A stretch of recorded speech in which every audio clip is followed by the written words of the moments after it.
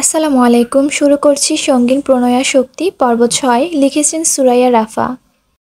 পশ্চিম আকাশে সূর্য অস্ত্র যাচ্ছে ধীরে ধীরে। গোধূলির আকাশ সিঁদুর রাঙা হয়ে আছে। গর্জে ওঠা সাগরের উত্তল ঢেউ আর শঙ্খচিলের চিউ চিউ গলা ফাটানো আওয়াজ ভেসে আসছে ক্ষণে ক্ষণে। খানিক বাদে বাদে এলোমেলো বাতাসে বালু আস্তরিত সাগরে কোনো কোল ভিজে যাচ্ছে ছলাৎ ছলাৎ ঢেউয়ের পানিতে। মাঝে মধ্যে সেই পানি পাড় ছাপিয়ে এসে আছড়ে পড়ছে মোমের মতো ফর্সা দুপায়ে। পায়ের সাথে সাথে চিকচিকে বালুতে ভরে যাচ্ছে সুন্দর কারুকাজ করা রূপলি নূপুর জোড়া। অনু সাগরের কোল ঘেঁষে নরম বালুতে আকারের বসে খুঁটিয়ে খুঁটিয়ে হাত দিয়ে ভেজা নূপুরটা নাড়াচড়া করছে সেই কখন থেকে। এতক্ষণ একাই বসেছিল, তবে একটু আগে ওর পাশ ঘেঁষে বসে পড়ে প্রত্যয়। হাতে দুটো বাবুল টি এর জার। একটা বাবুল টিতে স্ট্রু ঢুকিয়ে অনুর দিকে এগিয়ে দিতে দিতে প্রত্যয় বলে, এখানকার বাবুল টি অনেক ফেমাস, টেস্ট ইট। অনু হাত বাড়িয়ে সেটা গ্রহণ করে নিঃশব্দে একটা সিপ নেয়। আসলেই মজার চাটা, কিন্তু এত বড় জারে চাকে খায় ভাবছে ওরু। নিস্তব্ধতা কাটিয়ে প্রত্যয় বলল, এইবার বলুন, হঠাৎ করে এই অধমের তলব কেন করলেন? তার আগে আপনি বলুন, এত দূরে কেন নিয়ে এলেন? আমি তো স্রেফ হসপিটালের সামনে ওয়েট করতে বলেছিলাম। অনুর জবাব প্রত্যয় হেসে বলে, আপনি কি করে ভাবলেন যে শুধুমাত্র দেখা করেই আমি ক্ষান্ত হব? প্রত্যয়ের কথায় জবাবে অনু একটু ব্যথাতুল হেসে বলল, আমার জীবনটার সামনে থেকে দেখতে যতটা সহজ আর সাবলীল মনে হয় ততটা সহজ নয় প্রত্যয় সাহেব। হুটহাট ডেটে যাওয়া, ঘুরে বেড়ানো, দুশ্চিন্তা মুক্ত হয়ে একাকী সময় কাটানো কোনোটাই আমার দ্বারা সম্ভব নয়। আপনি হয়তো আরও একটা জিনিস জানেন না, আমি আন্ডার গ্র্যাজুয়েট। ইন্টারমিডিয়েটের পর আর পড়াশোনাও করা হয়নি। এগুলো আমাকে কেন বলছেন? অনু রোবটের মতো জবাব দেয়, আমি নিজেও জানি না আপনাকে কেন এসব বললাম, শুধু মনে হলো বলা উচিত। প্রত্যয় সাগরের দিকে দৃষ্টিপাত রেখেই বলল, তার মানে আপনি বুঝতে পারেন আমি আপনার জন্য কি ফিল করি, তাই তো? অনু জবাব দিল না, বরং আগের ন্যায় মাথাটা এলিয়ে দিল দু হাঁটুর উপর। অহেতুক তাকিয়ে রইল অন্যদিকে। তখনই কানে এসে পৌঁছালো প্রত্যয়ের ডিপ ভয়েস, আমাকে সময় দিতে হবে না, আমার সাথে সারাদিন কথা বলতে হবে না, আমাকে প্রেমিত ভাবতে হবে না, প্রেমিকার মতো আবদারও মেটাতে হবে না, আমার খোঁজও নিতে হবে না, শুধু একটা শর্ত। প্রত্যয়ের কথায় বেশ কৌতূহল বোধ করল অনু, তাই এবার ঘাড় ঘুরিয়ে চাইল প্রত্যয়ের পানে। প্রত্যয় আগের মতো সাগরের পানে চেয়ে বলল, এক জীবনে আমি ছাড়া দ্বিতীয় পুরুষের কথা কল্পনা তো ভাবা যাবে না, ব্যাস এইটুকুই। প্রত্যয় অনুর হাঁটুতে এলিয়ে দেওয়া মুখের পানে চাইল। সূর্যের নিংড়নে শেষ আলোটুকু ধনুকের ন্যায় তির্যক হয়ে আছড়ে পড়ছে অনুর চোখে মুখে। ঘন পল্লব বিশিষ্ট আঁখি দুটো টলটল করছে অশ্রু জলে। সোনালি আলোর ছটা আছড়ে পড়ছে, ছলছলে চোখ দুটো ঝিলিক দিচ্ছে বারবার। কয়েক সেকেন্ডের জন্য প্রত্যয়ের মনে হলো এগুলো কোনো চোখ নয়, বরং গহীন অব্যয়নের মাঝে দুটো জংলা দিঘি, কাচের মতোই স্বচ্ছ সেই দিঘির মায়াবী জল। এই দিঘির মায়াতে হারিয়ে যাওয়ার যায় অনায়াসে অকপটে। প্রত্যয় নিজেকে হারিয়ে ফেলল অনুর দিঘির মতো টলটলে চোখে। অতঃপর অনুর প্রশ্নে আস্তে করে জবাব দিল, ব্যাস এতটুকুই? অনু এবার স্বার্থপরের মতো বলল, বিপরীতে আমি কি পাবো? যা চাইবেন তাই। অনু আড়ালে চাপা নিঃশ্বাস ছেড়ে বুক ভরে সাগর পাড়ের নিস্তব্ধ স্নিগ্ধ বাতাস ভেতরের টেনে নিয়ে কিছুক্ষণ চুপ করে রইল। তারপর জিভ দিয়ে নিজের শুকনো অধর ভিজিয়ে বলল, আমি আপনার শর্ত রাজি আছি প্রত্যয় সাহেব। বিনিময়ে আমারও যে কিছু চাই। কি চাই বলো? আমার মাথায় একটু হাত বুলিয়ে দিবেন এখন এই মুহূর্তে। অনুর মুখশ্রী জুড়ে অসহায়ত্বের ছাপ স্পষ্ট। খুব অল্প বয়সে অনেক বেশি ভারী দায়িত্ব বহন করতে করতে ক্লান্ত মেয়েটা, অথচ এত কিছুর পরেও দিন শেষে নিজের ছেলে মানুষই, নিজের আবদার কোনোটাই তুলে ধরার জায়গা ওর নেই। মা বোন থেকেও পৃথিবীর বৃদ্ধে বড্ড একা এই অনু। ওর স্নেহের প্রয়োজন, দিন শেষে ক্লান্ত শরীরটাকে আগলে রাখার জন্য দুটো বাহুর প্রয়োজন, আর এই মুহূর্তে ও সেটাই চায়, অন্য কিছুই না। না কোনো শারীরিক চাহিদা, না কোনো কমিটমেন্ট, না কোনো সারপ্রাইজ, না কোনো আয়োজন, কিচ্ছু না। ওর শুধু একটা বাহুডোর আর একটুখানি স্নেহের পরশ প্রয়োজন। আশ্চর্যজনক হলেও প্রত্যয় অকপটে তা দিতে সায় জানালো। তৎক্ষণাৎ উপর নিচ মাথা দুলিয়ে অনুকে নিজের বাহুডোরে আবদ্ধ করে নিল সে। পরম আবেশে এক হাত বুলিয়ে দিল অনুর মাথায়, আর তারপর আরও খানিকটা গভীরভাবে ছুঁয়ে দিল ওর ছোট্ট কপালটাকে।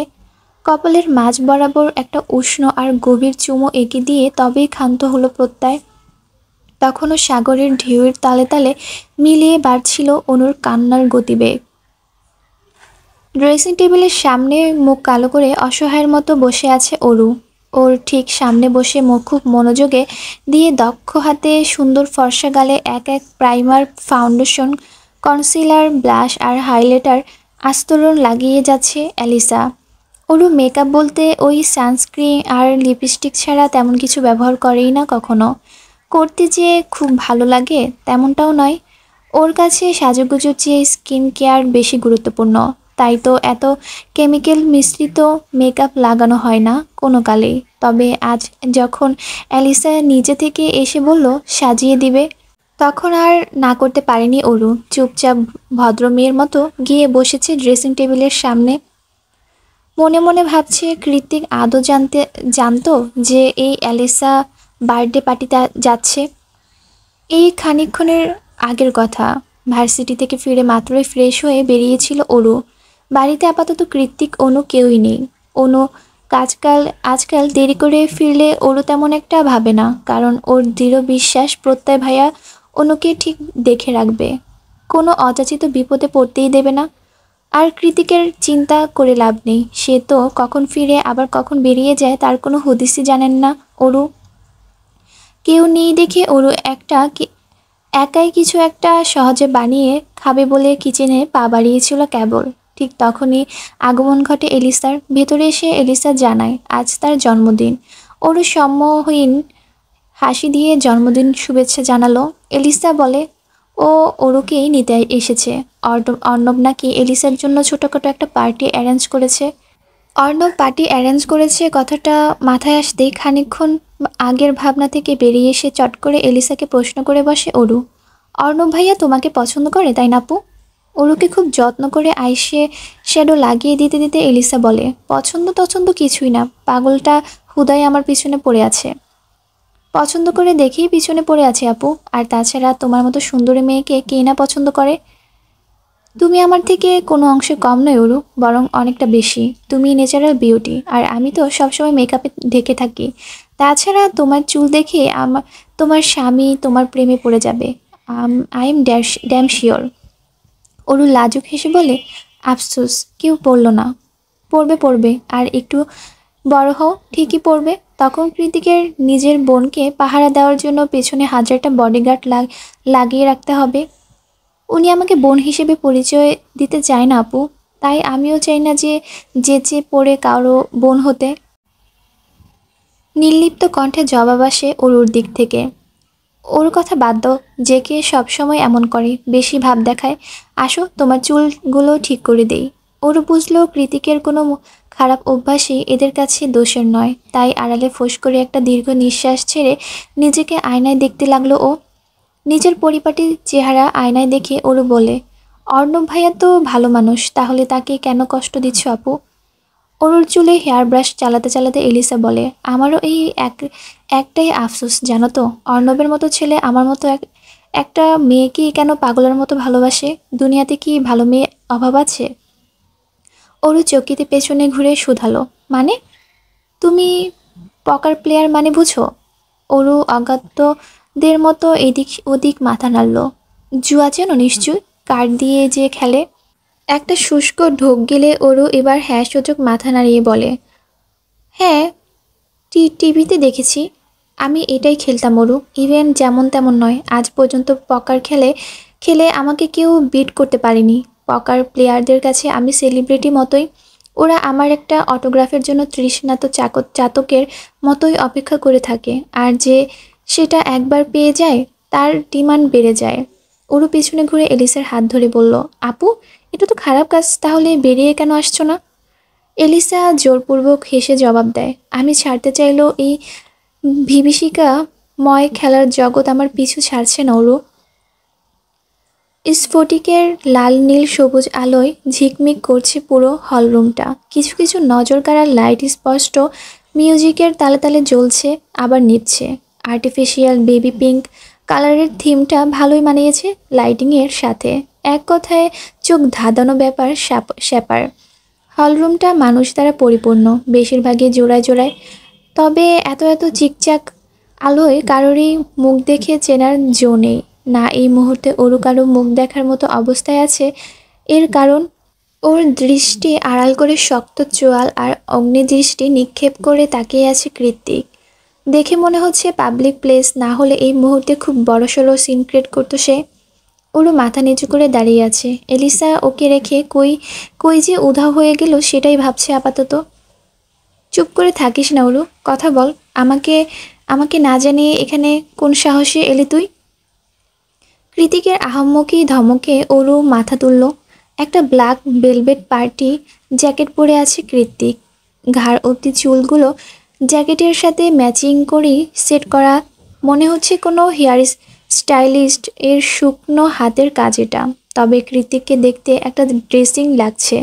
ওর সুন্দর হ্যান্ডসাম রাগী চেহারাটা দেখতে ততটাই ভয়ানক লাগছে।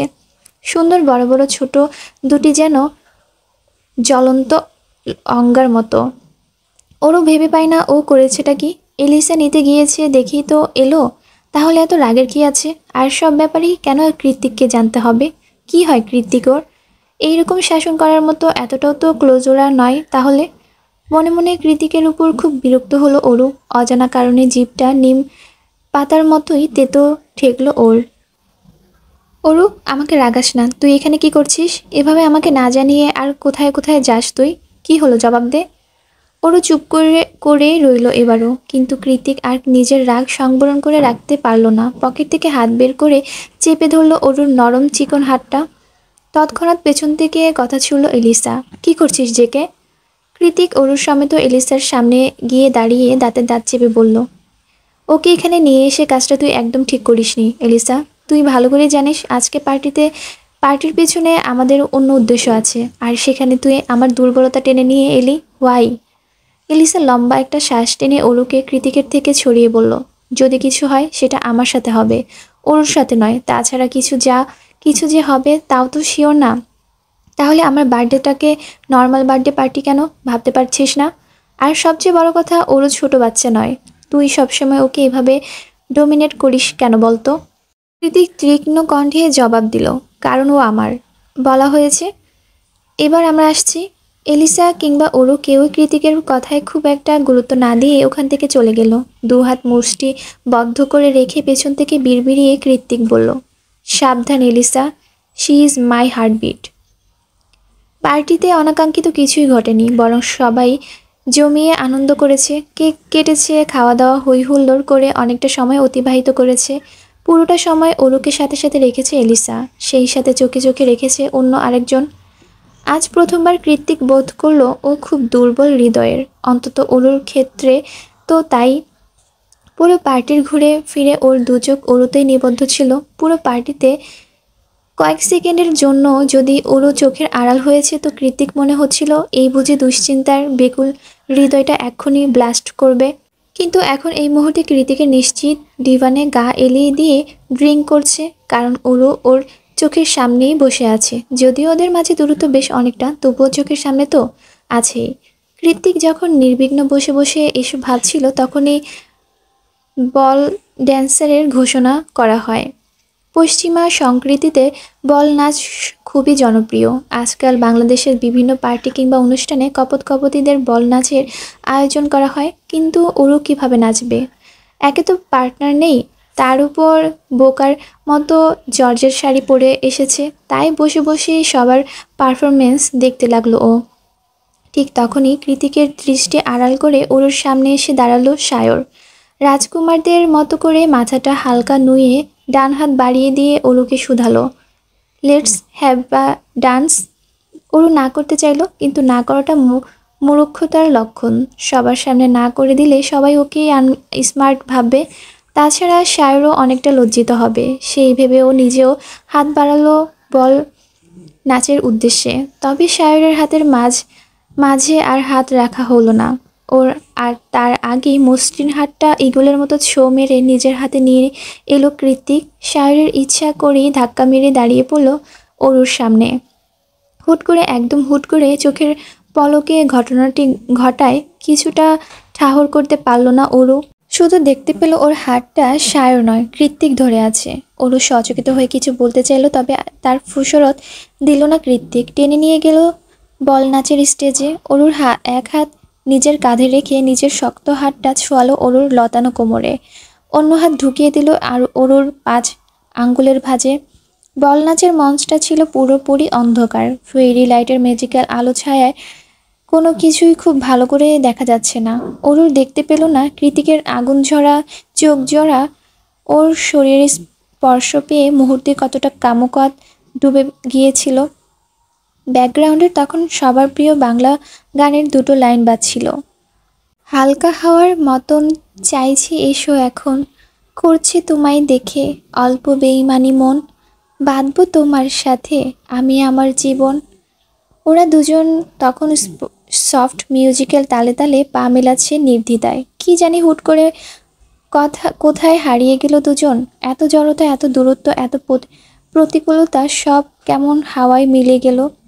পাছে শুধু পড়ে রইল 2টো অশান্ত মন। কৃতিক নাচের তালে তালে অরুকে ঘুরিয়ে নিজের সাথে মিশিয়ে নিয়ে বলল, তুই সত্যি অসাধ্য সাধন করতে পারিস অরু। আমাকে দিয়ে কেমন ডান্স করিয়ে ছাড়লি। অরু নাচের মুদ্রা অনুসরণ করতে করতে কৃতিকের পেশিবহুল ঢেউ খেলানো বুকে 2 হাত রেখে বলল, কেন এলেন? আপনার সাথে নাচতে আমার ভয় করছে বড্ড। কৃতিক এবার অরুকে নিজের বাহুতে ছেড়ে দিয়ে আবারও কাছে টেনে নিয়ে এলো খুব কাছে। হুট করে টান দেওয়াতে অরুর রেশমের মতো লম্বা খোলা চুলগুলো আছড়ে পড়ল কৃতিকের চোখে মুখে। অরুর মাতাল করা চুলের সুবাস ছড়িয়ে পড়ল কৃতিকের শরীরের রুদ্রে রুদ্রে। ক্ষণিকের নীরবতা ভেঙে কৃতিক অরুকে আঙ্গুলের মাথায় ঘুরাতে ঘুরাতে বলল, আজকের পার্টিতে না এলে হতো না? তুই কি ঠিক করেই নিয়েছিস আমাকে এই জীবনে টেনশন ফ্রি থাকতে দিবি না? অরু 2 হাতে কৃতিকের গলা জড়িয়ে নাচের তালে তালে বলল, আমি আপনাকে একদম বুঝতে পারি না। আপনি কি আসলে জায়ান্ট কৃতিক? কৃতিক এবার অরুকে টেনে একটুখানি আলোতে নিয়ে এসে ওর চোখে চোখ রেখে বলল, কি করে পারবি বুঝতে? চেয়েছিস কখনো আমায়? কি করে বুঝবো আপনি যে রহস্যময় মানব? অরুর কথা বিপরীতে কোনো জবাব দিল না কৃতিক। তার বদলে নিজ হাতে অরুর গাঢ় নীল জর্জেট শাড়িতে লাগানো ব্রেঞ্চটা খুলে দিল। একটানে সঙ্গে সঙ্গে পাতলা আঁচলটা কোমরে ছড়িয়ে নিচে পড়ে গেল। কৃতিক আর ওর আঁচল গলিয়ে উন্মুক্ত কোমরে আলতো হাত ছুড়িয়ে দিল। আমার জিনিস অন্য কাউকে দেখানোর কোনো অধিকার তোর নেই। অরু সেই কখন থেকে কৃতিকের নেশালো চোখে তাকিয়ে আছে। হয়তো ওর চোখের ভাষা পড়তে চাইছে, কিন্তু জায়ান্ট কৃতিক চৌধুরীর চোখের ভাষা পড়ার কি এতটাই সহজ? অরু পড়তে পারল না। উল্টো হুট করে মনে পড়ে গেল সেদিনের বৃষ্টি ভেজা দুপুরে বেলার কথা। সেই একই চোখ, একই হাসকি কণ্ঠস্বর, একই ভেজা অনুভূতি। অরুর মাঝারে আবারও তোলপাড় শুরু হয়েছে খুব। পেটের ইতিউতি উড়ছে অবাধ্য প্রজাপতির দল। কৃতিক ওর সাথে কি করেছে, কি বলেছে কিছুই মস্তিষ্কে অব্দি পৌঁছানি অরুর। ও তো কৃতিকের চোখেই ডুবেছিল। ডুবে থাকতে থাকতেই উপলব্ধি করলো কৃতিকের চোখ দুটো বড্ড নেশা ধরানো আর কাতরতা জড়ানো। কোনো এক অজানা চৌম্বকীয় শক্তির দ্বারা কৃতিকের চোখ দুটো ওকে খুব করে টানে, হৃদয়টা বেসামাল করে তোলে বারবার। কিন্তু কি এমন আছে ওই বেসামাল গোলগাল চোখে? ভেবে পায় না অরু। অরু! কৃতিকের হঠাৎ ডাকে কম্পিত হয়ে উঠল অরু। শরীর নিজের হুঁশ খেয়াল ফিরে পেয়ে কোথায় যাবে, কি করবে কিছু বুঝে উঠতে পারল না খানিকক্ষণ। এখনও কৃতিক বাহুতেই সিটিয়ে আছে অচল শরীরটা। চোখ মুখ লজ্জা রক্তবর্ণ ধারণ করেছে। কপালে বসানো স্টোনের বিন্দির আশেপাশে বিন্দু বিন্দু ঘামের ছড়াছড়ি। কার চোখের দিকে এতক্ষণ তাকিয়েছিল কৃতিকের, যে কিনা সম্পর্কে ওর মায়ের সৎ ছেলে? ছি ছি! কৃতিক নিজের এই মুহূর্তে কৌতূহলী আর প্রশ্নসূচক দৃষ্টি নিক্ষেপ করে তাকিয়ে আছে ওর পানে। ওরও এক ঝলক কৃতিকের ফর্সা ড্রেসিং ড্রেসিং চেহারের দিকে তাকিয়ে শুষ্ক ঢোক গিলে বিড়বিড়িয়ে বলল, দয়া করে এভাবে তাকাবেন না, আমার কেমন যেন লাগে। আমি যতই সুদর্শন আপনি যতই সুদর্শন হন না কেন, এটা কখনোই সম্ভব নয়। নিজের মনের কিছু একটা বলে কৃতিকের থেকে নিজেকে ছাড়িয়ে দৌড়ে এই স্থান ত্যাগ করে চলে গেল অরু। পেছনে কৃতিকের জন্য শুধু খুলে পড়ে রইল অরুর এক পায়ের চিকন রূপলি নূপুর। শীত পেরিয়ে সেই কবেই বসন্ত নেমেছে ধরণী জুড়ে, তবে ক্যালিফোর্নিয়ার জগা খিচুড়ি আবহাওয়া সেই বসন্ত খুব একটা উপভোগ নয়। শীততাপ নিয়ন্ত্রণ ঘর থেকে 2 কদম বাইরে দিলেই যেন যত্রতত্র শীতবুড়ি এসে জড়িয়ে নিচ্ছে আষ্টেপৃষ্ঠে। দীর্ঘদিন ধরে বইতে থাকা শীতের সেই দাঁত কাঁপানো কনকনে হাওয়াকে হটিয়ে আজ সকাল সকাল বাসন্তী হিমেল হাওয়া বইছে পুরো ক্যালিফোর্নিয়া টু সান ফ্রান্সিসকোকে জুড়ে। নাক চেনে বুক ভরে বাতাস নিলে মনে এটা শহর জনবহুল স্টেট থেকে আসা কোনো দূষিত বাতাস নয়, বরং প্রশান্ত মহাসাগর ছাপিয়ে আসা বিশুদ্ধ দক্ষিণা বাতাস। বাতাসের তালে তালে মিলিয়ে ভেসে আসছে চেরি ব্লসমের দারুণ মিষ্টি সুবাস। হাইওয়ে বা জনবহুল কোনো ফুটপাত কিংবা নামি দামি কর্পোরেট অফিস। চেরি ব্লসমের কারণে আজকাল সব জায়গাতেই কেমন ফুলের বাগান মনে হয়। বছর 3 আগে কেনা কৃতিকের ডুপ্লেক্স বাড়িটা ফ্রন্ট ইয়ার্ডের 2টো চেরি ব্লসম গাছ রয়েছে। কালো ফ্রেঞ্চ গেটটার 2 ধারে পাহারাদের মতোই সর্বক্ষণ পাহারায় দাঁড়িয়ে তারা। বসন্ত হওয়ায় দরুন চেরি ব্লসমের ভারের কেমন নুয়ে পড়েছে গাছ দুটো। ওরও এক ঝলক গেটের দুপাশে ব্লসম সজ্জিত গাছের দিকে তাকাচ্ছে, তো পলক ফেলে আবার কৃতিকের দিকে, যে এই মুহূর্তে কপাল কুঁচকে রেখে শক্ত মুখে ওরুর দিকে তাকিয়ে আছে। ফর্মাল ড্রেস আপ, হাতে মেকবুক, চোখে মুখে কঠিন বিরক্তির ছাপ। গত 5 মিনিট যাবৎ এভাবেই চলমান মূর্তি হয়ে হলরুমে দাঁড়িয়ে আছে কৃতিক, আর ওরও চোখ ছোট ছোট করে তাকিয়ে আছে কৃতিকের মুখের পানে, যেন কৃতিক জাদুঘরে সংরক্ষিত কোনো বিশেষ বস্ত্র। সেটাকে খুঁটিয়ে খুঁটিয়ে না দেখলেই নয়। তবে কৃতিকের মতো রকচটা মানুষের কাছে ব্যাপারটা বেশ বিরক্তিকর। কথা নেই বার্তা নেই, পথ আটকে দাঁড়িয়ে আছে স্ট্রেঞ্জ একটানা একই জায়গায় বিনা বাক্যে দাঁড়িয়ে থাকতে থাকতে এতক্ষণ সেই বিরক্তি কয়েকগুণ বেড়ে গিয়ে পৌঁছানো 7ম অষ্টমানে। কৃতিক নিজের তীক্ষ্ণ চোয়ালে আরও খানিকটা তীক্ষ্ণ ধারণ করে বলল, সেই কখন থেকে পথ আটকে খাম্বার মতো দাঁড়িয়ে আছিস? কী সমস্যা তোর? চোখে কয়েকবার পলক ফেলে ঢকাত করে এটা শুকনো ঢোক গিলে ওরও শুধায়, ভাবছি আপনি কি আসলে কালকের সেই মানুষটা যে ওভাবে বলনাচ? Shut up! কৃতিকের ধমকে অরুর কথা মাঝপথে আটকে গেল। আমি বয়সে তোর থেকে কত বড়, তো তা খেয়াল না রেখে যা মুখে আসছে তাই বলে দিচ্ছিস, স্টুপিড একটা। ধমকে খেয়ে অরু চোখ মুখ কুচকালো আর বলল, আপনি বড় সে তো আমি জানি, আর তাই তো আরও বেশি আশ্চর্য হচ্ছি। কালকে আপনার তো আমি চিনতে পারছিলাম না, জানেন কেমন কেমন যেন লাগছিল আপনাকে, আর ওই চোখগুলো। ওরও হাত উঁচিয়ে কৃতিকের চোখে ইশারা করতে কৃতিক ওর হাতটা খপ করে ধরে ফেলে, তারপর গমগমে আওয়াজে বলে, জ্বরটা এখন আছে তাই ভুলভাল বকছিস, আজ আর ভার্সিটি যেতে হবে না। ওরও নিজ ভ্রুকঞ্চিত করে ফেলল, সঙ্গে সঙ্গে মুখে বিরক্তির ছাপ টেনে কৃতিকের আদেশের ঘোর বিরোধিতা করে বলল, ভার্সিটি যাব না মানে?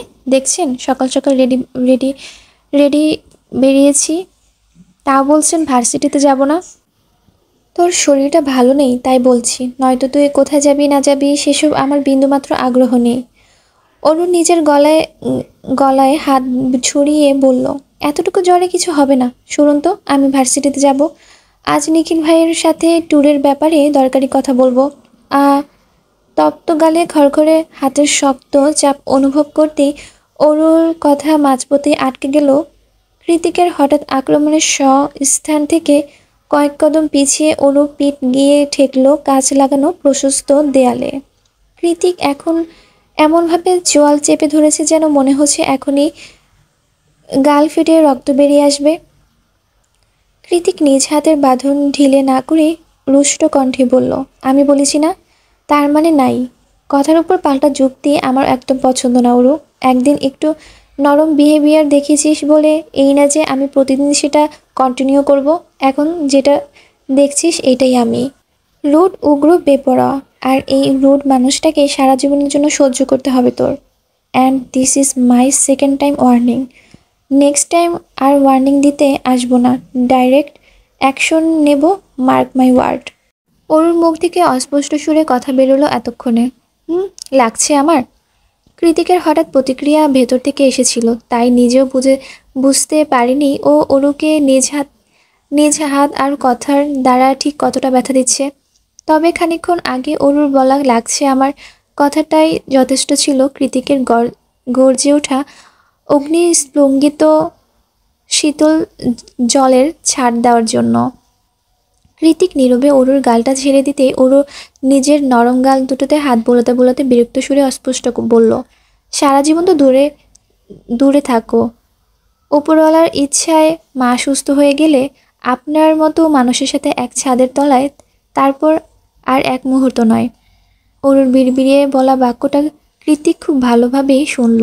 অতঃপর নিজ পকেটে দুহাত গুজিয়ে রেখে শটান দাঁড়িয়ে ঘাড়টা একটু কাত করে জবাব দিল, বিলিভ মি অরু, তুই শুধু আমার সাথে এক ছাদ নয়, আরও অনেক কিছু শেয়ার করবি, তাও নিজ ইচ্ছাতে। I swear. অরু এবার আর মুখে কোনো কথাই উচ্চারণ করলো না, বরং মনে মনে বলল, এই জীবনে অন্তত তা হবে না। অরু এবার আর মুখে কোনো কথাই উচ্চারণ করলো না, বরং মনে মনে বলল, এই জীবনে অন্তত তা হবে না। মা সুস্থ হয়ে গেলে দেশে ফিরে যাব আমরা, তারপর আপনি আর আপনার বোরিং জীবন, দুটো হাত থেকে রেহাই পাবো আমি আর আপা। অরু এখনও দাঁড়িয়ে আছে দেখে কৃতিক বলল, এবার পথ ছাড়, নয়তো কাঁধে তুলে গেটের বাইরে ফেলে দিয়ে আসবো। অরু তৎক্ষণাৎ সরে দাঁড়ায়। অরু সরতে কৃতিক গটগট পায়ে দরজা খুলে বেরিয়ে যায়। যাওয়ার আগে শেষবারের মতন পেছন তাকিয়ে অরুর উদ্দেশ্যে বলে, take some rest, you are weak. Varsity যেতে দেয়নি দেখে অরুর মেজাজ এমনিতেই সপ্তম আসমানে চড়েছিল। কৃতিকের দরদি কথায় তাতে যেন আগুনের ঘি চালার উপক্রম হলো। ও তেতিয়ে উঠে বলল, মোটেই আমি উইক না, বুঝছেন? মেয়ে মানুষ বলে এত সস্তা ভাবেন না। হ্যাঁ, লাগতে আসলে আপনাকেও দুহাতে তুলে গেটের বাইরে ফেলার ক্ষমতা রাখি আমি। কৃতিক পেছনে না তাকিয়ে চোখের উপর সানগ্লাস বসাতে বসাতে বিড়বিড়িয়ে বলল, সময় হলে সে ক্ষমতা নিশ্চয়ই দেখব যান। কথাটা বলার সময় কৃতিকের ঠোঁটের কোণে দৃশ্যমান ছিল সেই মনোমুগ্ধকর বাঁকা হাসি। দুপুর গড়িয়ে বিকাল হয়েছে। সকালের পর থেকে অরুর জ্বরটা বেড়েছে দ্বিগুণ, অথচ পুরো বাড়িতে কেউ নেই। কি করে থাকবে? অনু ডাক্তারের আর্জেন্ট কলে সেই সকাল সকালে হসপিটালের উদ্দেশ্যে বেরিয়েছে, এখনও ফেরার নাম নেই। আর কৃতিকের থাকা না থাকা অরুর জন্য সমান কথা, কারণ আর যেই হোক ওর জ্বরে জ্ঞান হারিয়ে পড়ে থাকলেও কৃতিকের মতো মানুষ অন্তত ওকে সেবা করতে আসবে না নিশ্চয়ই। সেই সকাল থেকে হলরুমের কাউচে কমফোর্টার মুড়ি দিয়ে শুয়ে আছে অরু। শরীরের প্রচণ্ড দাবদাহের সারাদিনে কিছু খাওয়ার ইচ্ছেও হয়নি আর। কৃতিকের ভয়ে ভার্সিটি না গিয়ে একদিন থেকে ভালোই হয়েছে। ভার্সিটি বসে এমন জ্বর বেড়ে গেলে তো মহা মুসিবত হতো। পাছে না আবার সেদিনের মতো ভরা ক্যাম্পাসে সবার সামনে অজ্ঞান হয়ে পড়ে গিয়ে মান সম্মানটাই যেত। জ্বর ওঠার মুহূর্তটা রোমাঞ্চকর। আপাতত সেই রোমাঞ্চকর সময়টাই পার করছে অরু। গরম কমফোর্টারের মাঝে শুয়ে কাঁপতে কাঁপতে মাথায় কিলবিল করছে হাজারটা খানেক প্রশ্ন। কখনো অজান্তে মনে পড়ে যাচ্ছে বাংলাদেশের আঁকাবাঁকা মেঠোপথ, তো কখনো আরাম প্রিয় সংস্কৃতি মনা নানা বৈশিষ্ট্যর অধিকারী নিজ দেশের সরল মনার মানুষগুলোর কথা। বাঙালি সংস্কৃতি এসব ভাবতেই ওরুর মনে পড়ে যায় কাল পার্টিতে কোনো একটা বাংলা গান বাজছিল, তারপর কৃতিকের মাঝেই যেন অন্য কেউ হানা দিল। একজোড়া মাদকতা জড়ানো বেসামাল নিষ্প্রভ চোখ, যে চোখে কয়েক মুহূর্তের জন্য হারিয়ে গিয়েছিল অরু। তারপর ওর সাথে যে ভয়ঙ্কর আর বাজে কাহিনীটা ঘটল, যার ফলস্বরূপ এখন এই মুহূর্তে 103 ডিগ্রি ফারেনহাইট জ্বরে ঝলসে যাচ্ছে অরু। জ্বরে পড়তেই হঠাৎ বোধ হলো কালকে কৃতিকের অনুমতি ছাড়া পার্টিতে যাওয়ার মোটেই উচিত হয়নি ওর। হাজারো চিন্তার মাঝে অনুর বুক চিরে বেরিয়ে এলো একটা চাপা দীর্ঘশ্বাস। ঠিক তখনই কানে ভেসে আসে পাসওয়ার্ড টিপে মেইন ডোর খোলার পিক আওয়াজ। কে আসছে দেখার জন্য ওরও কমফোর্টার মুড়ি দিয়ে উঠে বসলো। তৎক্ষণাৎ কৃতিক নাম করে হাঁক ছেড়ে ডাকতে ডাকতে ভেতরে প্রবেশ করলো এলিসা। এলিসার চোখে মুখে রাগের ছাপ স্পষ্ট। রাগের তোপে এই মুহূর্তে নাকের ডগাটা তীর করে কাঁপছে। ওরও এলিসা অগ্নিমূর্তি দেখে খানিকটা ভরকালো, অতঃপর সাহস জুগিয়ে শুধালো, কোনো সমস্যা আপু? এলিসা দোতলা করিডোর থেকে চোখ সরিয়ে অরুর পানে দৃষ্টি নিক্ষেপ করে কাট আওয়াজে জিজ্ঞেস করলো, জেকে কোথায় ওরু? সকালেই ভার্সিটিতে গেল, মিনমিনিয়ে জবাব দেয় অরু। অরুকে ভারী কমফোর্টার মুড়ি দিয়ে থাকতে দেখে এলিসা নিজের রাগী ভাব আড়াল করে নরম কণ্ঠে শুধায়, তুমি ঠিক আছো অরু? কাল শুনলাম তুমি নাকি সেন্সলেস হয়ে গিয়েছিলে, কিন্তু কেন? আমি তো তোমাকে সাথে সাথে রেখেছিলাম সারাটাক্ষণ। মাত্র কয়েক মুহূর্তের জন্য ক্লাবের বাইরে গিয়েছিলাম, তাও অত্যাধিক প্রয়োজনের বশবর্তী হয়ে। এর মাঝে তুমি কি এমন দেখলে যে এভাবে জ্ঞান হারালে, বলো আমাকে? ওরু হাসার চেষ্টা করে বলল, আমি বদ্ধ কিংবা আটকানো জায়গায় বেশিক্ষণ থাকতে পারি না আপু, দম বন্ধ হয়ে আসে। সে কারণেই তো প্রতিদিন মায়ের কাছে যাই না, সপ্তাহে একবার করে যাই। এলিসা সচকিত হয়ে বলল, কে আটকে রেখেছিল তোমায়? এলিসার প্রশ্নে অরুর মুখটা পাংশুটে রূপ ধারণ করলো। এলিসা আবারও অরুকে খুঁটিয়ে কিছু জিজ্ঞেস করবে তার আগে ফোন কল চলে আসাতেই জিজ্ঞাসাবাদ পূর্বের এখানে ইতি ঘটে। এলিসা ফোন কানে তুলে মেইন ডোর দিয়ে বেরিয়ে যেতে যেতে অরুকে উদ্দেশ্য করে বলল, আমি একটু তাড়ায় আছি অরু, নেক্সট টাইম এসে শুনবো। এলিসা চলে যাওয়ার অরু যেন হাঁপ ছেড়ে বাঁচল। জ্বরের ঘরে এটা ওটা এত প্রশ্নের মোটেই উত্তর দিতে ইচ্ছে হচ্ছিল না অরুর। এলিসা চলে গিয়েছে, ভালোই হয়েছে। মুখে আটকে রাখা দমটা এক নিঃশ্বাসে বের করে দিয়ে আবারও সাবধানে কমফোর্টারের মুড়ি দিয়ে শুয়ে পড়ল অরু। ঠিকঠাক হয়ে শুতে শুতে অস্পষ্ট বলল, এলিসা আপু হঠাৎ কৃতিক ভাইয়ের খোঁজে করছেন কেন? তাও বাড়ি বয়ে এসে ফোন করলেই তো হয়, অদ্ভুত মানুষ। ভার্সিটির গেটে এসে দাঁড়াতেই সিকিউরিটি গার্ড এলিসার পথ আটকে দাঁড়ালো। অতঃপর প্রশিক্ষণপ্রাপ্ত রোবটের ন্যায় এক নাগারেই বলল, সরি ম্যাম, আইডি কার্ড ছাড়া ভেতরে প্রবেশ অ্যালাউ নয়। এলিসা মাথা নিচু করে কথাটা শুনল, অতঃপর নিজের অ্যাথলেটিক 5 আঙ্গুল মুঠিবদ্ধ করে সিকিউরিটির গার্ডের নাক বরাবর এক নাগারে 2-3টা পাঞ্চ বসিয়ে কটমটিয়ে বলল, কে আটকাবে আমায়, বল কে আটকাবে? এলিসার শক্ত হাতের ঘুষি খেয়ে সিকিউরিটি লোকটা সেখানেই পড়ে রইল। আর এলিসা ঢুকে গেল ক্যাম্পাসের ভেতর। ভার্সিটিতে নিজের অফিসে রুমে বসে মেকবুকে খুব মনোযোগ দিয়ে কিছু একটা দেখছে কৃত্তিক। গভীর মনোযোগ দিয়ে দেখার দরুন সুন্দর চোখ দুটো স্ক্রিনের আটকে আছে, সেই সাথে খানিক বাদে অজান্তেই দাঁত দিয়ে নিজের অধর কামড়ে ধরছে ও। ব্যাপারটা বেশ চমৎকার দেখাচ্ছে।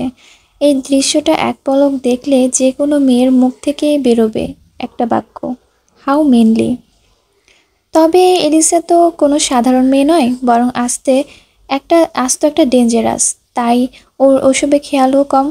আর এই মুহূর্তে এলিসা নিজের মেয়েলি চেহারায় নিজে আসল রূপটা দেখিয়ে দিল। ও কৃতিকের কেবিনের দরজাটা সশব্দে খুলে জেকে বলে চেঁচিয়ে উঠল। কৃতিক ওর দিকে চোখ না ঘুরিয়ে শান্ত সুরে বলল, হোয়াটস রং, চেঁচাছিস কেন? এটা বিদ্যাপীঠ ভুলে গিয়েছিস? এলিসা ধাপ করে 2 কদম এগিয়ে এসে বলল, তুই তুই কেথের সাথে এটা কেন করেছিস কৃতিক? কি করেছি? কৃতিকের দারসারা উত্তর শুনে বিরক্তি লাগছে এলিসার, তবুও চোখ বন্ধ করে নিজেকে খানিকটা সংবরণ করে বলল, তুই কেটলিনের চুল কেন কেটে দিয়েছিস? তাও এমনভাবে কেটেছিস মেয়েটা ন্যাড়া হয়ে যাওয়ার ছাড়া কোনো উপায় নেই। এলিসার কথায় আপাতত কৃতিকের কোনো হেলদোল নেই। ও মন দিয়ে ম্যাকবুকে কিছু একটা টাইপ করে যাচ্ছে এক নাগাড়ে। এলিসা এবার রেগে কৃতিকের ডেস্কের উপর সজোরে বাড়ি মেরে দাঁত খিচিয়ে বলল, পাগলামি করার সীমা থাকে কৃতিক।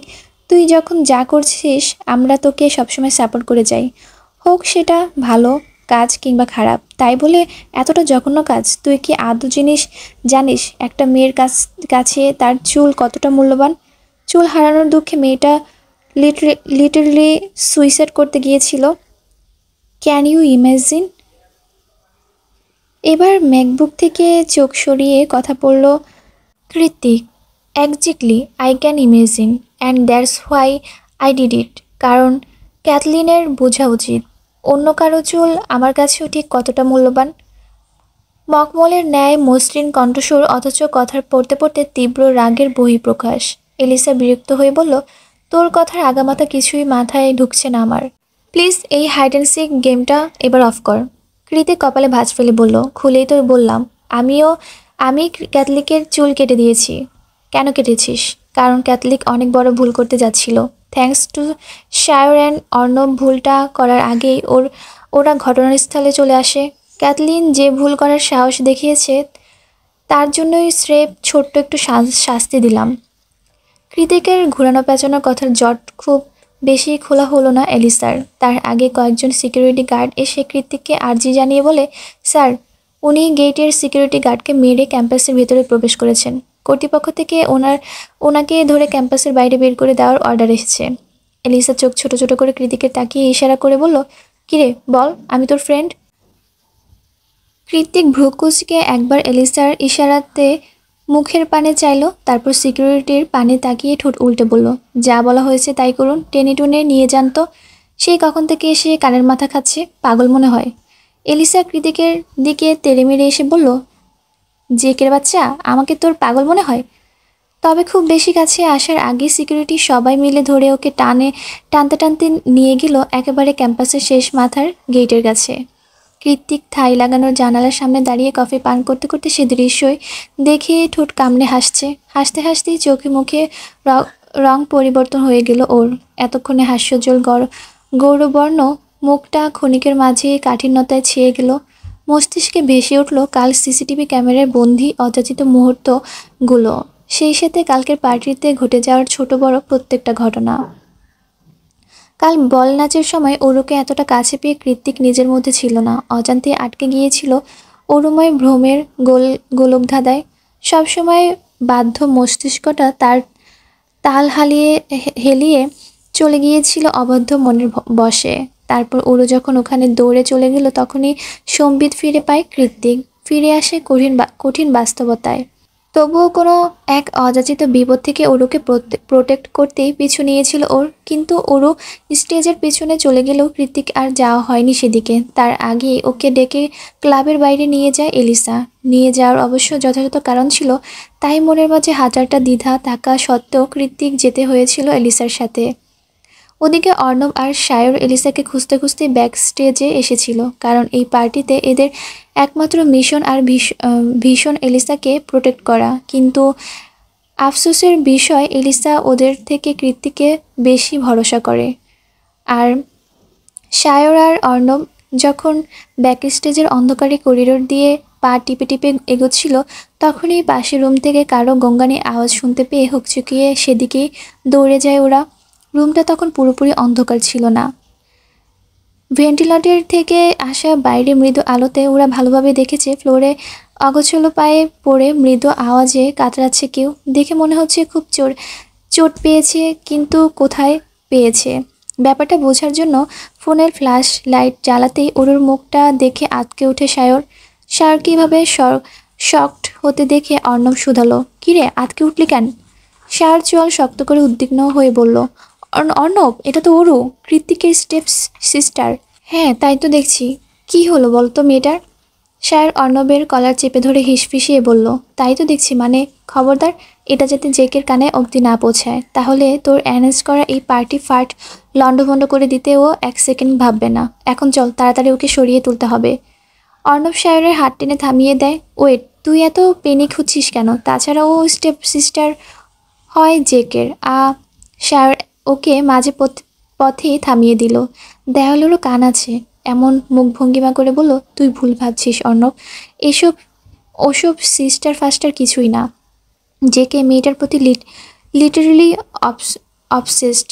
এই মেয়েটার জন্য ওর পাগলামি তুই নিজের চোখে না দেখলে বিশ্বাস করতে পারবি না। ওর সবার সামনে এমনভাবে ভাব দেখায় যেন he don't care, but actually he care. No, care is আর লিমিটেড ওয়ার্ড, এর থেকেও বেশি কিছু। অর্ণব শায়রের কথা হেসে উড়িয়ে দিয়ে বলল, আজ বোধহয় তুই একটু বেশি খেয়েছিস শায়র। কৃত্তিক হাঁটুর বয়সী একটা মেয়ের প্রতি অবসেসড, তাও যার সাথে কিনা সম্পর্কের দিক দিয়ে ওর দা কুমড়ো সম্পর্ক। আর তুই এটা আমাকে বিশ্বাস করতে বলছিস? হায়! একটা উপহাসের হাসি বেরিয়ে এলো অর্ণবের ঠোঁট গলিয়ে। তবুও যদি তুই হতি তাহলে একটা কথা ছিল, কৃতিকের মতো পার্সোনালিটি কোনোরূপে কম্প্রোমাইজ না করা মানুষ কিনা নিজের অর্ধেক বয়সী স্টেপ সিস্টারের প্রতি অবসেসড। হাহা, ভেরি নাইস জোকস। অর্ণবের যুক্তির পেছনে সায়র একটা দীর্ঘ নিঃশ্বাস ছেড়ে বলল, আচ্ছা তোকে বিশ্বাস করতে হবে না, অ্যাটলিস্ট আমার কথা রাখ। ব্যাপারটা কৃতিককে জানানো যাবে না, কোনোভাবেই না। কি জানানো যাবে না আমাকে সায়র? পেছনের দরজা থেকে কৃতিকের চমৎকার পুরুষালী কণ্ঠস্বর ভেসে আসতেই সায়রের চোখ বেরিয়ে আসার উপক্রম। আড়ালে শুকনো ঢোক গিলে সায়র শুধালো, যে কে তুই এখানে হঠাৎ? কৃতিক এগিয়ে আসতে আসতে জবাব দিল, একজনকে খুঁজছি। অর্ণব, শর্ত, কে পড়ে আছে ওখানে? এতক্ষণ সায়রের কথায় মজা নিল, এখন কেন যেন অর্ণবেরও একটু একটু সন্দেহ হচ্ছে। তাইও নিঃশব্দে সরে গেল। অর্ণব সরতে অরুর মলিন অবচেতন মুখটা দৃশ্যগত হলো কৃতিকের। খানিকক্ষণ আগে একটু একটু কাতরালেও এখন পুরোপুরি নিস্তব্ধ অরু। মায়াবী কোমল গোলগাল মুখটায় ফ্যাকাশে ছাপ স্পষ্ট। কৃতিক টু শব্দ না করে চুপচাপ এগিয়ে গিয়ে আলগোছে কোলে তুলে নিল অরুর তুলতুলে নরম অসার শরীরটাকে। অর্ণব সায়র কেউ কৃতিকের নিস্তব্ধতা নিতে পারছে না। এই যেন ঝড়ের পূর্ব লক্ষণ। কে করেছে এটা? কৃতিকের আওয়াজ পেয়ে স্বস্তির নিঃশ্বাস ছেড়ে সায়র জবাব দিল, জানি না। হঠাৎ কারো গঙ্গানির আওয়াজ পেয়ে ছুটে এলাম, আর এসে দেখলাম অরুকে। কৃতিক অরুকে নিয়ে ওই রুম ত্যাগ করতে করতে রুষ্ট কণ্ঠে অর্ণবকে আদেশ করার মতোই বলল, 5 মিনিটের মধ্যে সিসিটিভি ফুটেজগুলো সেন্ড করবি আমাকে। কোনো অন্ধকার রুমে ফুটেজও যাতে বাদ না থাকে। ঘড়ির কাঁটা তখন 11টা, ঘর ছুঁই ছুঁই, বাইরে হাড় কাঁপানো ঠান্ডা, রাস্তাটা পুরোপুরি নিস্তব্ধতা ছেয়ে আছে। একের একের সোডিয়াম নিয়ন আলো পেছনে ফেলে সামনে এগোচ্ছে কৃত্তিক কালো রঙা মার্সিডিসটা। নিজে ড্রাইভিং সিটে বসে খুব সাবধানে প্যাসেঞ্জার সিটে অরুকে বসিয়ে সিট বেল্ট লাগিয়ে দিয়েছে কৃত্তিক। মাথাটা সাবধানে রেখে দিয়েছে গাড়ির ব্যাক সিটে, যাতে অরুর কোনোরূপ কষ্ট না হয়। তাই হাইওয়ে রাস্তাতেও অল্প খুব স্পিডে ড্রাইভ করছে কৃতিক, কিন্তু ভেতরে কুণ্ডলি পাকানো ক্রোধের তোপে বারবার নিজের অজান্তেই সেই স্পিড বেড়ে যাচ্ছে দ্বিগুণ। পরক্ষণে অরুর মলিন অচেতন মায়া মায়া মুখের পানে তাকিয়ে সেই স্পিড কমিয়ে আনছে পুনরায়। এমনভাবে মেজাজের তারতম্য চলছিল পুরো রাস্তা জুড়ে। কিন্তু হঠাৎ করেই ফোনের ভাইব্রেট আওয়াজ পেয়ে পুরোপুরি গাড়ি থামিয়ে দিল কৃতিক। অতঃপর ব্লুটুথ কানে লাগিয়ে ফোনের ভিডিও সহ চেক করতে করতেই বলল, হ্যাঁ বল অর্ণব। অর্ণব ক্ষীণ আওয়াজে বলে, বলছি যে যে এই কাজটা করেছে তার সাথে কি করবি? কৃতিকের ফোনে ততক্ষণে আসলো কালপিটের চেহারা ভেসে উঠেছে। তাকে তার কাজের পারিশ্রমিক দেব? চোয়াল শক্ত করে কথার জবাব দিয়ে কল কেটে ভিডিওতে মনোযোগ দিল কৃতিক, যেখানে স্পষ্ট দেখা যাচ্ছে ক্যাথলিনের মুখের সামনে ফ্ল্যাশলাইট জ্বালানো। ও প্রথমে অরুকে রেগেমেগে কিছু বলে তারপর জামার আড়াল থেকে কিছু একটা বের করে অরুর মুখের সামনে স্প্রে করতেই অবচেতন হয়ে মাটিতে লুটিয়ে পড়ল অরু। অরু যখন পুরোপুরি অচেতন ঠিক তখনই এর থেকেও ভয়ঙ্কর কাজ করতে উদ্যত হয় ক্যাথলিন। ও কোথা থেকে যেন একটা কাঁচি এনে অরুর চুলগুলো মুঠিবদ্ধ করে ধরে সেগুলো কাটার জন্য উদ্যত হবে। ঠিক তখনই সায়র আর অর্ণব চলে আসে ওখানে, আর ক্যাথলিন লুকিয়ে পড়ে ডেকোরেশনের স্তূপ আকার কাপড় চোপড়ের আড়ালে। কৃতিক পুরো ভিডিও দেখে বিড়বিড়িয়ে বলল, তার মানে ক্যাথলিন এখনও পার্টিতে উপস্থিত? অতঃপর মোবাইলটা আগের জায়গায় রেখে অবচেতন অরুর দিকে খানিক ঝুঁকে গিয়ে মৃদু আওয়াজে কৃতিক বলে, আমার কথা কেন শুনিস না বলতো? কে আছে এই দুনিয়ায় যে আমার মতো করে তোকে প্রোটেক্ট করবে? ভেতর থেকে দীর্ঘ শ্বাসটা বের করে দিয়ে কৃতিক অরুর মুখটা তীক্ষ্ণ চোখ খুব কাছ থেকেই পরখ করে বলে, I am sorry heartbeat, but I will take revenge. গতকাল রাতের কথা ভাবতে ভাবতে কখন যে হাতের কফিটা শেষ হয়ে গিয়েছে টের পায়নি কৃতিক, কিন্তু যখন টের পেল মগটা পুরোপুরি খালি হয়ে গিয়েছে।